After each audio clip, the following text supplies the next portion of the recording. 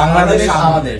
আর আমাদের এই বাংলাদেশের জন্য আগামীকালকে সোফার যেটা আমরা জানতে পারছি হয়তোবা ওথ নেওয়া হবে, এবং অ্যাজ মডেল সিটিজেন্স আমাদের সবার অনেক বড় কিছু রেসপন্সিবিলিটিস আছে। এই ফ্রিডম অফ স্পিচ যেটা আজকে আমরা প্র্যাকটিস করতে পারতেছি, এই ডেমোক্রেসি যেটার জন্য এত বড় যুদ্ধ করা হয়েছে, লট অফ পিপল, আমাদের ভাই বোন থেকে শুরু করে, আমাদের বাবা মা থেকে শুরু করে, আমাদের ফ্যামিলি, আমাদের ছাত্ররা, জুনিয়র সিনিয়র সবাই একটা যুদ্ধ করছে, যার জন্য অনেক রক্তক্ষয় হয়েছে, অনেক জান চলে গেছে। ওটার প্রতি শ্রদ্ধার জন্য হইলেও আমাদের কিছু রেসপন্সিবিলিটি এখন করতেই হয়, ফুলফিল করতে হবে। যার কারণে আজকে এই ভিডিওটা খুব তাড়াতাড়ি শেষ করতে চাই before we take this oath tomorrow for the new Bangladesh. তো সৌমিক, তুই যদি শুরু করতে পারিস। এবং আমাদের এই স্যাক্রিফাইসের পিছনে সবচেয়ে বড় যে জিনিসটা এখন প্রয়োজন সেটা হচ্ছে রিফর্ম। রিফর্ম ইজ দ্য কি ওয়ার্ড, বিকজ আমরা অলরেডি দেখছি যে আমাদের স্টুডেন্টরা কিভাবে রিফর্ম করছে। ট্রাফিক পুলিশ থেকে শুরু করে, ময়লা পরিষ্কার করতে শুরু করে, প্রত্যেকটা মহল্লা পাহারা দেওয়া থেকে শুরু করে সবকিছু করছে। সো রিফর্ম ইজ দ্য কি ওয়ার্ড।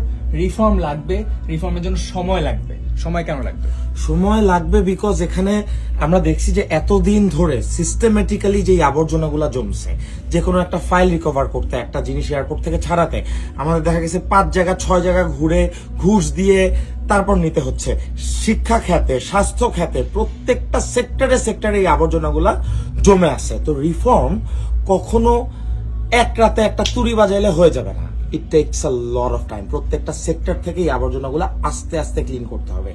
অ্যান্ড এই যে সময়টা লাগবে, এই সময়টা আমরা সব মানুষরা আমরা চাই যে এই সময়টা আমাদের দেশকে দেওয়া হোক।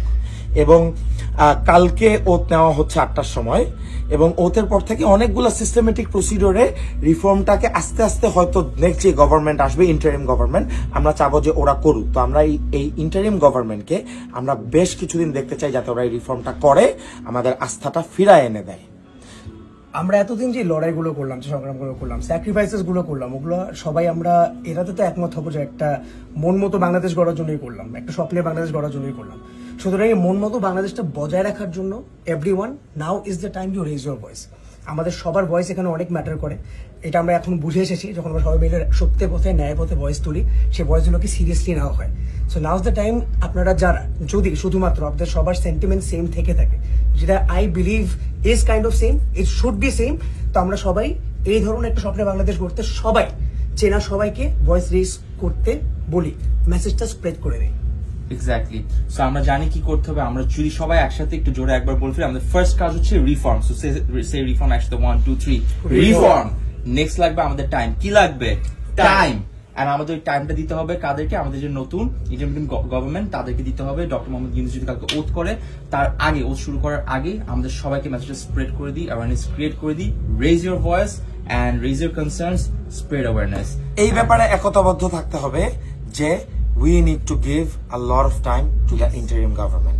ইন্টারিম গভর্নমেন্টকে সময় দিতে হবে, সবার একই ন্যারেটিভ থাকতে হবে। এক্স্যাক্টলি। আর ওই ইন্টারিম গভর্নমেন্টটা যাতে আমাদের সাথে সবসময় স্বচ্ছতা মেনটেন করে চলে, ট্রান্সপারেন্টটা যাতে ইয়ে করতে পারে, ট্রান্সপারেন্সি মেনটেন করে 100%। এটার জন্য টাইমটা দিতে হবে, because they have a lot of work to do. ওদের উপর আস্থা আমাদের রাখতেই হবে, এছাড়া কোনো অপশন নেই। প্লিজ, এই যে আমরা যে হাড়িটা করতেছি আমাদের নেক্সট ইলেকশনের জন্য, তাড়াতাড়ি কোনো ইলেকশনে যাওয়া যাবে না if you want a real Bangladesh. So say no to any election for now. Please save Bangladesh.